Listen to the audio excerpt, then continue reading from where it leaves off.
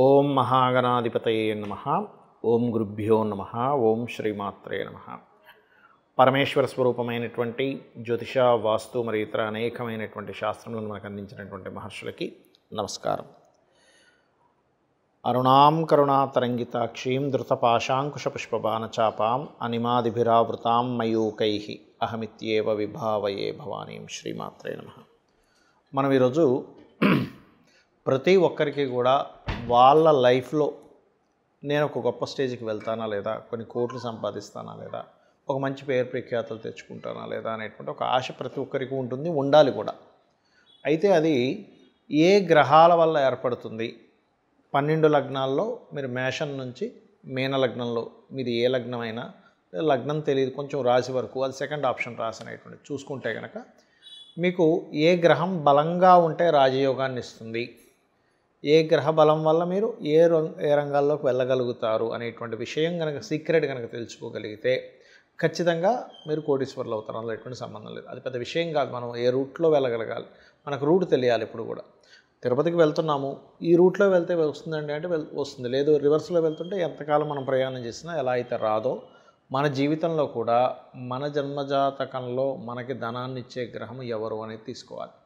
ఆ రకంగా ఒకవేళ ఆ గ్రహం కనుక అంత బలంగా లేదు, మనకు యోగకారకమైన గ్రహం బలంగా లేదు, అలాంటప్పుడు ఎటువంటి పరిహారాలు చేసుకోవాలి, చిన్న చిన్నవి మంత్రంతోనో దానంతోనో గోసేవతోనో ఎలా చేసుకోవాలనేటువంటిది వీడియో ఎండింగ్ వరకు చెప్తాను. కాబట్టి వీడియో ఎండింగ్ వరకు చూడండి.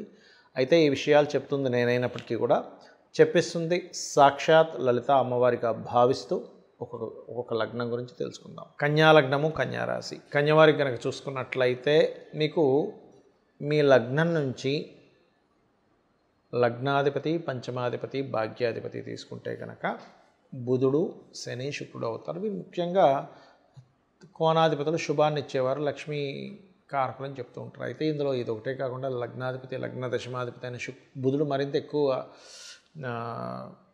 ప్రభావం చూపిస్తుంటాడు. కాబట్టి ఎనీ కన్యాలగ్న జాతకులు చూసుకున్నట్లయితే వాళ్ళకి ఎటువంటి పనైనా సరే నేను చేయలేను అనేది కాకుండా చూసి నేర్చేసుకుంటారు, నేను చేయగలను అనుకుంటూ ఉంటారు. దానికి ఒక ప్రాసెస్, ఇలా చేసేవచ్చు కదా, దీనికి ఒక పెద్ద విషయం ఏముందనేటువంటి టాలెంట్ మీలో ఖచ్చితంగా ఉంటుంది. అయితే మీకు ధనాన్ని ఇచ్చే కారకులు ఎవరు? శుక్రగ్రహం అవుతుంది. శుక్రుడు ఎంత బాగుంటే మీరంత గొప్ప స్టేజ్కి వెళ్తారు ధనపరంగా. శుక్రుడు బాగోలేడండి, అప్పుడు ఏమవుద్దంటే తండ్రి నుంచి వచ్చే సహకారం కూడా అందదండి. శుక్రగ్రహం స్పాయిల్ అయిందనుకోండి, తండ్రి నుంచి ఏదైతే సపోర్ట్ రావాలో ఆ సపోర్ట్ రాకపోవడం వల్ల మీరు ఇబ్బంది పడుతూ ఉంటారు, గుర్తుపెట్టుకోండి. అది ముఖ్యంగా. అయితే ప్రతి జాతకానికి పూర్వజన్మ కర్మ గురించి నేను చెప్తూ ఉన్నా.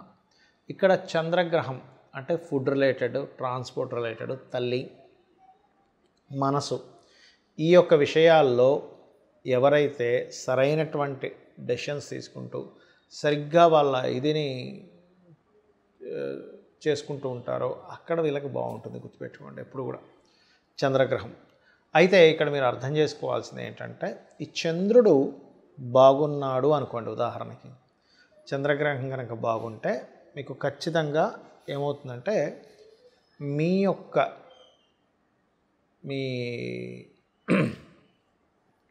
మీరు ఏదైతే మానసికంగా స్ట్రాంగ్ అవ్వడము లేదా ఫుడ్ రిలేటెడ్ వాటి మూలంగానే కలిసి రావడం జరుగుతూ ఉంటుంది. కానీ చంద్రుడు పాడైతే మీరు బిజినెస్ లైన్లోకి వెళ్ళడం కరెక్ట్ కాదు. అందులో ముఖ్యంగా ఫుడ్, ట్రాన్స్పోర్టింగు, చిన్నపిల్లలకు సంబంధించిన ఐటమ్స్ ఇవి ఇట్లాంటి వాటి జోలికి వెళ్ళకూడదు. అయితే మీ లగ్నానికి శుభుడు చక్కగా శని అని అనుకుందాం, శని కూడా శుభుడు అని చెప్తున్నా. కాబట్టి ఇక్కడ ఏంటి 5-6 లార్డ్షిప్ వచ్చింది. కాబట్టి ఈ శని గనక పాడయ్యాడా నిర్ణయం మీరు అస్సలు తీసుకోకండి. ఇంకా మీరు ఇంకెవరి మీదైనా అడిగి దాన్ని ఒకటికి 4 సార్లు, ఎందుకంటే నిర్ణయమే మన జీవితాలు అవుతాయి, గుర్తుపెట్టుకోండి. అలాగే ద్వితీయ భాగ్యాధిపతి పాడైనప్పుడు ధన విషయంలో శుక్రవారాలు, మంగళవారాలు కొంత జాగ్రత్తగా ఉండాలి. దశమాధిపతి, లగ్న దశమాధిపతి బుధుడు ఎంత బాగుంటే అంత కెరీర్ పరంగా బాగా ఇదవుతారు. అంటే ఒక్కొక్క వ్యక్తి ఒక్కొక్క పరంగా మీరు సక్సెస్ అవుతారు. కాబట్టి చంద్రుడు బాగుంటే వ్యాపారాల్లో, బుధుడు బాగుంటే ఉద్యోగంలో, అందులో ముఖ్యంగా మార్కెటింగ్, బిజినెస్ రిలేటెడ్ ఉద్యోగాల్లో బాగా సక్సెస్ అవుతారు. ఇక మీరు చేయవలసింది వెంకటేశ్వర స్వామి ఆరాధన చేయండి, అనే విధానం బాగుంటుంది. ఇక్కడ ఏంటంటే మనకి ఏ ప్లానెట్ పాడైంది అనేది ముఖ్యంగా తెలుసుకోవాలండి ఎప్పుడు కూడా. ఎలా అయితే మనం చూడండి, మన బాడీలో, మన బాడీ పార్ట్స్లో కూడా ఫలానా వైటమిన్స్ తగ్గాయి అన్నప్పుడు మనం ఏం చేస్తాం, ఆ వైటమిన్ తగ్గిన దాన్ని తీసుకుంటాం. లేకపోతే పలానా ఫుడ్ వల్ల మీ హెల్త్ పాడవుతుంది అన్నప్పుడు దాన్ని అవాయిడ్ చేస్తాం, అంతే కదా. బాగా షుగర్ ఉంది, రైస్ ఎక్కువ తినకండి, కార్బోహైడ్రేట్స్ విపరీతంగా వచ్చేస్తాయి, దానివల్ల ఇబ్బంది వస్తుంది, అప్పుడు రైస్ని అవాయిడ్ చేస్తాం, కాస్త కూరలు ఎక్కువ తింటాం. అలాగే మనకి కూడా జన్మజాతకంలో ఏ ప్లానెట్ మనకి యోగకారకమో ఆ ప్లానెట్ని ఇంకో ప్లానెట్ పాడు చేస్తున్నప్పుడు నవగ్రహాలకు కూడా ఆ శక్తి ఉంటుందండి. గొప్ప వ్యక్తిని చేసే శక్తి ఉంటుంది, మనకి ఇబ్బంది పెట్టే శక్తి ఉంటుంది. అంటే ఏమిటి, అవేవో మన మీద పనిగట్టుకొని కోపంతోనో ద్వేషంతోనో చేస్తున్నటువంటిది కాదు. మన పూర్వజన్మ కర్మే ఆ రూపంలో ఖచ్చితంగా వచ్చి మనల్ని ఆ రకంగా రూల్ చేస్తూ ఉంటుంది. అప్పుడు మరి ఉదాహరణకి రవి పాడయ్యాడు మీ జన్మజాతకంలో, కానీ యోగకారకుడు లేదా శత్రువై పాడయ్యాడు. అలాంటప్పుడు చేయవలసిన రెమెడీ ఏమిటి అంటే సూర్య నమస్కారాలు చేసుకోవడము, గోధుమలు 1 కేజీంబావు గోధుమలు, ప్రతిదానికి కూడా కేజీంబావే గుర్తుపెట్టుకోండి, గోధుమలు దానంగా ఇవ్వడము, అలాగే ఆదివారం నాడు ఇవ్వడం, దాంతోపాటు రెడ్ కలర్ క్లాత్ ఇవ్వండి, ప్లస్ గోధుమ రవ్వ గోవుకు తినిపించండి, సూర్య నమస్కారాలు చేసుకోండి. అప్పుడు మీకు అంటే మీ జన్మజాతకంలో రవి వీక్గా ఉన్నాడు, రవి వల్లే మాకు ఇలా అవుతుంది అన్నప్పుడు తండ్రిని నమస్కరించుకోవడము, తండ్రి పాదాలకు నమస్కరించుకోవడం చేస్తూ ఉండాలి. అధికారులతో గొడవలు పెట్టుకోకూడదు, ఎందుకంటే వీక్గా ఉండే ప్లానెట్ వల్ల ఇబ్బంది వస్తూ ఉంటుంది. ఇక చంద్రుడు వీక్గా ఉన్నాడు, మీకు మెడిటేషన్ ఎక్కువగా చేస్తుండాలి, నదీ స్నానాలు ఎక్కువగా చేస్తుండాలి. ముఖ్యంగా స్నానం చేసేటప్పుడు గంగేచ యమునేచ గోదావరి అని ఒక శ్లోకం ఉంటుంది మనకి, లేదా గంగా నది, గంగే అనుకుని స్నానం చేసినా కూడా మీరు ఎప్పుడైతే వాటర్ని ఒక దేవతా స్వరూపంగా చూస్తారో అది ఆటోమేటిక్గా మీకు చంద్రదోషం పోతుంది. మాతృమూర్తికి అంటే తల్లిగారికి రోజు నమస్కరించుకోవడం చేస్తుండాలి, వాయువ్య దోషం ఇంట్లో లేకుండా చూసుకుంటుండాలి, బియ్యము దానంగా ఇస్తుండాలి విత్ వైట్ కలర్ క్లాత్తో పాటు. అదేవిధంగా గోవులకు ముల్లంగి తినిపిస్తూ ఉండండి, లేదా కీర లాంటిది. ఇక కుజుడు పాడయ్యాడు, ఏమవుతుందంటే సర్వసాధారణంగా కుజుడు గనక ఎఫ్లిక్షన్ ఇచ్చేటప్పుడు భూములు, అన్నదమ్ములు, గొడవల వల్ల ఇస్తూ ఉంటాడు.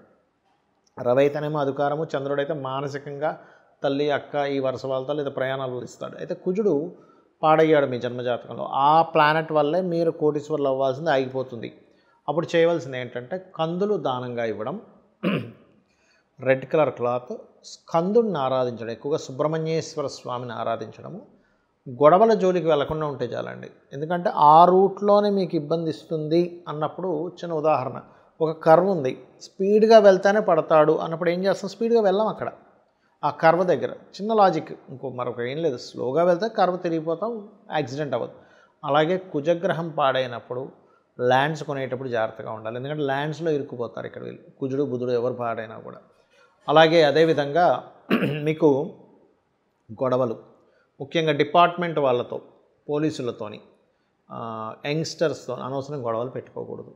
గోవుకి క్యారెట్స్ తినిపించడము, సుబ్రహ్మణ్యేశ్వర స్వామి ఆరాధన, లేదా నిద్ర లేస్తూనే ఓం స్కందాయ నమః అని నామస్మరణ చేయడం. ఎప్పుడైనా గుర్తుపెట్టుకోండి, ఏదైనా ఒక ప్లానెట్ బాగాలేనప్పుడు ఆ రోజుల్లో మీరు ఏది మంగళవారం కుజుడు అంటే ఏది ఇంపార్టెంట్ ఏవి స్టార్ట్ చేయకూడదు. ఇక బుధగ్రహం పాడైంది, మీకు స్పాయిల్ అయింది, అప్పుడు చేయవలసింది ఏంటంటే విష్ణు సహస్రనామాలు వింటూ ఉండాలి, శ్రవణం పఠనం ఏదైనా చేయొచ్చు, గోవులకి గోంగూర తినిపించడము, బంధువర్గం వారితో ఒక్కోసారి మనకు తెలియకుండానే కొన్నిసార్లు చాలామంది తెలియక అది ఒక అలవాటు అయిపోతుంది, అక్కడ మాటలు ఇక్కడ మాటలు అక్కడ వినడం, అవునా అనుకొని మనం రియాక్ట్ అవ్వడం, ఇవి చేయకూడదు.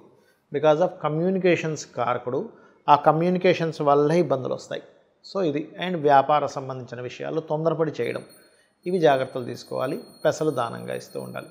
ఇక గురుగ్రహం పాడైంది మీ జన్మజాతకంలో, అప్పుడు ఏమిటి అని చెప్పి చూసుకున్నట్లయితే గురువు ప్రధానంగా ఇక్కడ గురుగ్రహం పాడైనప్పుడు మిస్గైడింగ్స్ ఎక్కువగా జరుగుతూ ఉంటాయి. అలాంటప్పుడు సరైన గైడింగ్ మనం తీసుకుంటున్నామా లేదా అనేటువంటిది ఒక జాగ్రత్త తీసుకుంటూ, మీకు దగ్గరలో ఆలయాలు ఉన్నట్లయితే అక్కడ మీరు పసుపు, గంధము ఆ ఆలయాల్లో దేవతా సంబంధించిన కైంకర్యాలకు వాడుకోవడానికని మీరు భక్తి శ్రద్ధలతో ఇవ్వడము, గురువులకు నమస్కరించుకోవడము. ఎందుకంటే గురువు పాడైతే కనుక ఏమవుతుందంటే గురువుల ద్వారానే, అంటే గైడింగ్ చేసేవాళ్ళే సరిగ్గా చేయరు, ఇది ప్రధానంగా తీసుకోవాలి. అదేవిధంగా మరొక విషయం ఏంటంటే ఈ గురువారాలు ఇంపార్టెంట్ డెసిషన్స్ తీసుకోకూడదు, గోవులకి అరటికాయలు తినిపించడం గురువారం చేస్తూ ఉండాలి, ఇది ప్రధానంగా తీసుకోవాలి.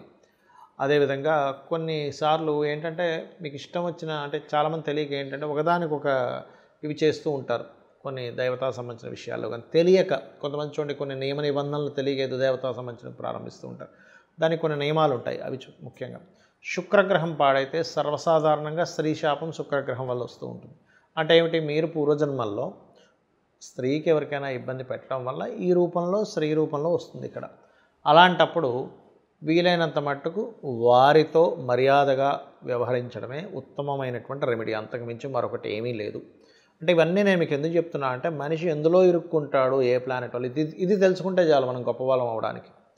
అలాగే మరొక విషయం ఏంటంటే ఈ శుక్రగ్రహం మీకు మంచి ఫలితాలు ఇవ్వాలంటే శ్రీమాత్రే నమః అనే మంత్రానికి మించింది మరొకటి లేదు. అలాగే శుక్రవారాలు, శుక్రుడు పాడయ్యాడు, షష్టాష్టకాల్లో ఉన్నాడు, లేకపోతే పాపగ్రహాలతో కలిసి ఉన్నాడు, ఎటువంటి ఇంపార్టెంట్ డెసిషన్స్ కానీ ఏవి కూడా శుక్రవారం తీసుకోకండి. శ్రీమాత్రే నమః మంత్రము, విష్ణు లలితా సహస్రనామాలు చదవడము, గోవులకి 3 చపాతీలు తేనె పూసిన నూనె వేయకుండా కాల్చిన చపాతీలు 3 చపాతీలు తినిపిస్తూ ఓం సంపత్కరీ సమారూఢ సింధుర వ్రజ సేవితాయ నమః చేస్తూ ఉండండి. ఇక శని అంటే సహజంగా రోగానికి కారకుడు, లేట్ అవ్వడము, అన్నీ కొంచెం అవమానాలు పడడం జరుగుతూ ఉంటాయి. బాగుంటే ఆయనే గొప్ప వరాన్ని ఇచ్చినట్టుగా అన్ని అద్భుతంగా కొన్ని తరాలు సరిపోయేంత దానాన్ని కూడా ఆయన ఇస్తాడు, ఆస్తుల్ని. కానీ నూనె దానంగా ఇవ్వండి. శని మీకు వీక్గా ఉన్నాడంటే నూనె దానంగా ఇవ్వడం, గోవులకు బెల్లం తినిపించడం, నువ్వులు దానంగా ఇవ్వడం, శుక్రుడికి అయితే బొబ్బర్లు దానంగా ఇవ్వడం, ఇవి చేయండి. అలాగే విత్ బ్లూ కలర్ క్లాత్తో.